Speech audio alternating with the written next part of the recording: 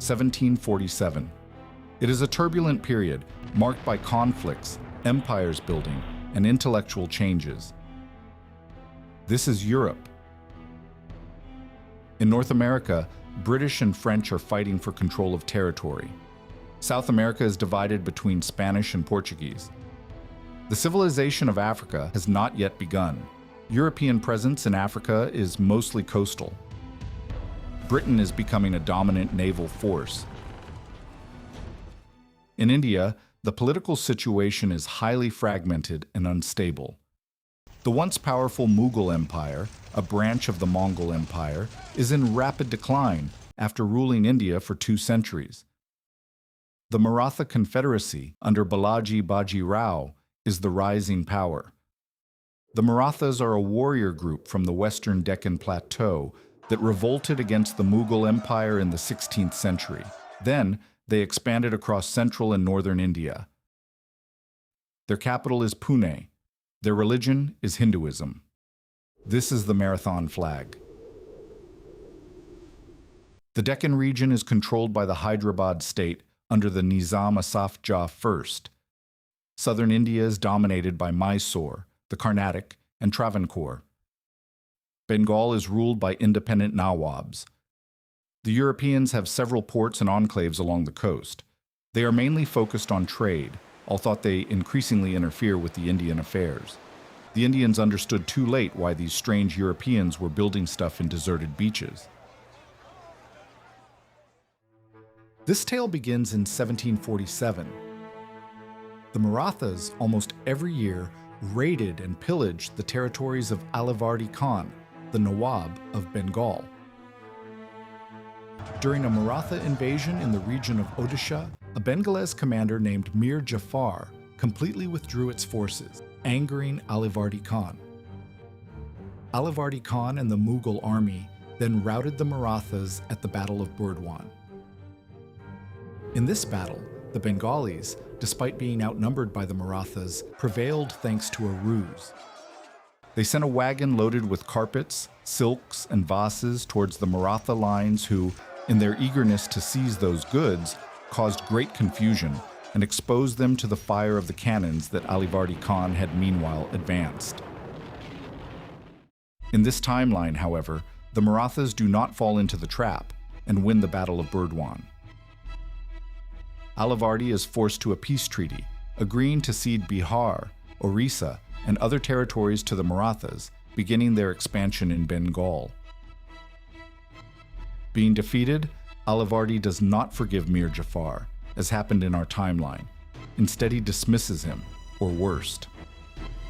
Why is it so important? 10 years later, on June 23, 1757, during the 7 Years' War, the Battle of Plassey takes place. The French and Bengalis against the British East India Company. It was a British victory that led to the annexation of Bengal, the first step towards the conquest of India. The army of Bengal consisted of 15,000 cavalry and 45,000 infantry and had 50 cannons. The English army had only 1,000 European soldiers, 2,100 Indian soldiers, and 10 cannons. The Nawab of Bengal was too powerful for a mere trading company. But the English Clive had managed to convince Mir Jafar, who in the meantime had become the leading Bengali general, to collaborate with the English. When the battle began, Mir Jafar, keeping his agreement with Clive, withdrew 45,000 men from the battlefield. This led to the defeat of the Bengalis. But in this timeline, Mir Jafar is not the Bengali commander. Without Mir Jafar's betrayal, the British would have been safe at Fort William, and the Battle of Plassey would never have taken place. So, the British East India Company does not conquest one of the richest provinces in India, and adding the fact that the Maratha Empire in this timeline is more powerful, they remain a simple trading company. Indeed, the English had very little ambitions of ruling India. The English crown didn't even want to get directly involved in Indian affairs until the East India Company messed up in 1857. The other Europeans, Dutch and Portuguese, don't have the resources by this point. French ambitions will be limited after the 7 Years' War and the Napoleonic Wars. The Europeans would have preferred to get all the riches on India without any of the headaches of ruling a country. Unlike Africa and the Americas, India's resources were not minerals or slave labor that could be readily shipped elsewhere. India's strength was in its large markets, and thus there was huge money to be made as a trading corporation. By the way, this is the flag of British India Company. Does it remember you something? Meanwhile, the Maratha Empire continues its expansion. In the Deccan, the Nizam, the ruler of Hyderabad, is essentially a tributary of the Marathas. The Marathas strength control over Malwa, Gujarat, and begins a series of war against Mysore. Delhi is captured by the Maratha army in August 1757, defeating the Afghan garrison. 1758, Battle of Attock is another defeat for the Afghans. The Marathas capture Peshawar, and the Punjab is under their rule. This brings the Marathas into direct confrontation with the Afghans of the Durrani Empire. On the 14th of January 1761, two huge armies of Afghans and Marathas collide with each other in the Third Battle of Panipat. The battle lasts for several days and involves over 140,000 troops. It is probably the largest battle fought in the 18th century and one of the bloodiest days in human history. The Afghan army ultimately emerges victorious from the battle. The Marathas lost not less than 100,000 men, soldiers, and non-combatants. They never fully recovered from the loss at Panipat. But the Marathas could have won at Panipat. Ahmad Durrani, the ruler of the Afghans, was even keen to seek terms with the Marathas. The Marathas could have fought guerrilla warfare, which they excelled. But most importantly, the bulk of the Maratha army was stationed in the Deccan Plateau in Python with the Peshwa Balaji Baji Rao, because, believe it or not, in one of the most important battles of Indian history, he was celebrating his marriage and begun to move only in December 27th, when it was too late. In this timeline, Balaji Baji Rao thinks that it is better remain single for another month and participates at the Battle of Panipat, crushing the Afghans' forces. Thanks to this victory, the Maratha Empire does not experience instability and establish its power in the north. In 1762, a large Maratha army invades the Rohillas territories to avenge for their involvement in Panipat at the Afghan side, then invades the Oudh without finding too much resistance. The victory over the Rajputs of Rajasthan delivers northern India into the hands of the Marathas. With the Maratha control of Punjab, there will be not the rise of the Sikh Empire.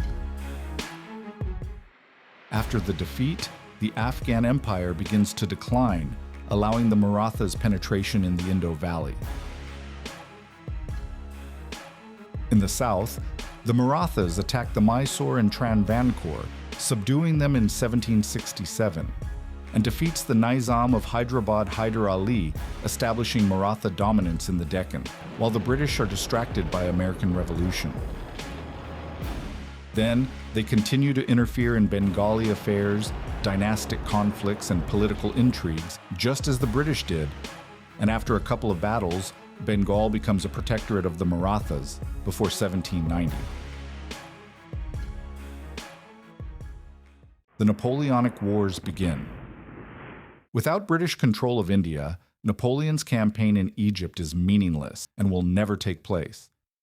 If you are interested in deciphering Egyptian hieroglyphics, which I am not, for example, the Rosetta Stone would not have been discovered, or it would have been discovered later. In your timeline during the Napoleonic Wars, the Maratha powers allied themselves with Napoleonic France to fight the British. In this case, since the French possessed vast territories in the Carnatic, they would instead have allied with the English against the French. French India will be reduced to a few coastal possessions. Thus, by 1800, India is unified.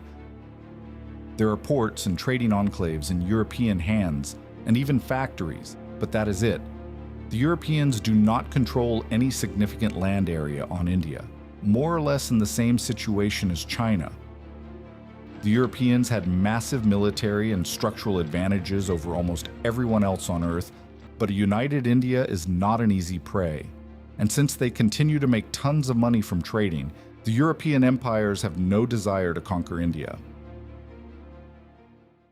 The structure of the Maratha state was that of a confederacy of semi-autonomous states, under the leadership of the Peshwa, a sort of prime minister who had the real power, and that was loyal to the Chhatrapatis, a sort of emperor. Although India in 1800 was not as a single political entity, but an ensemble of hundreds of linguistic and ethnic, a sort of national identity begins to rise. However, every 2-3 centuries, it always happened that someone united all of India. Mughals and British were the last. Geographically, India is more fortunate than China, that has Japan to the east, Russia to the north, the French to the south, and the British everywhere. India has the sea to the south, the weak Burma and Afghanistan to the sides, and mountains reaching 8,000 meters to the north. With a less successful Britain, the Russians would have marched south. The Russian Empire gradually incorporates Afghanistan, as it did other regions of Central Asia. Burma remains independent. Thanks to the relative peace, there is time to begin some reforms and consolidate. The Marathas always lacked political unity, but their undisputed dominion over the whole of India and the absence of enemies on the borders give the Marathas one or more generations to settle and stabilize. The powers of the Peshwa are progressively limited by a set of laws. The center of trade and culture gradually shifts from Delhi to Pune, with Marathi as the official language instead of Hindi. There is a stable federal system with clear succession rules, so there is not the fragmentation and internal conflicts that enabled British to play rivals against one another.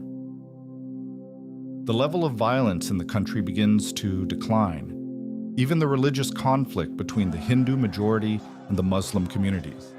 And the Maratha Confederation fought against Muslims, but it was only a matter of power. The Marathas had no problem to employ Muslim officers in their armies and administrations. This pragmatism could be one of the key of their success in Unify India. However, India is not a paradise on earth. As happened to China, India will be subject to unequal commercial treaties. British and the other European companies all over the Indian coast, thanks to their navies, control the trade coming out of India, accumulating huge profits. In the middle 1800s, there could be 1 or 2 opium war style against India. Much of the Indian population lives in villages maintaining a predominantly agricultural economy with little innovations working with primitive tools. This is also because of the strict caste hierarchy. Oppressive ruling elite make obscene amounts of money selling cotton to European markets. Devastating famine due to prolonged droughts or failure of the monsoon result in millions of deaths. There would be a diaspora and Indian communities spread out around the world. But in this situation, India will maintain its strong textile industry, mainly in Bengali, laying the foundations for the arrival of the Industrial Revolution in India too, around 1900. There will be a sort of Meiji-style restoration with the adoption of Western technology and administrative models. The wealth gap could make communism incredibly popular in the early 1900s. But it is not likely India will fall to communism, although a revolution might have took place just like Russia, China, and France, resulting in the end of the monarchy. During World War I, India remains neutral or plays a marginal role, like China. India has no reason to enter the war, unlike Japan, for example, which had set its sights on Germany's colonies. The outcome of the First World War may not change. The British Empire was not based on India only, but the British Army without India would have been less strong. During the First World War, 700,000 Indians fought in Mesopotamia against Ottomans, and 130,000 Indians served in France and Belgium. An earlier and more massive American intervention could be necessary. Indians may want to eliminate British and European influence from their country, and may be drawn to ally with the Central Powers. But in that case, they would have found themselves isolated, with the powerful British, French, and Japanese navy bombarding and blockading their coasts, and the Russian army on their northwestern borders. In the 1930s, India becomes a rather developed nation halfway between China and Japan. The Second World War begins in 1939. Early Japanese successes in 1941 and 1942 may have prompted India to enter the war on the side of the Axis powers, following Thailand's example.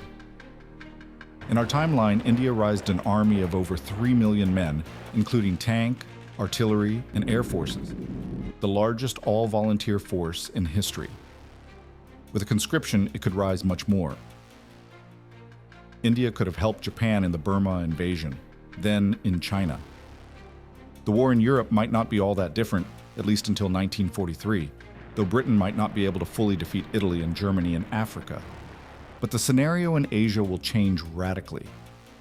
The concession of naval bases to the Japanese and the almost sure loss of Ceylon will be a severe blow to the Royal Navy.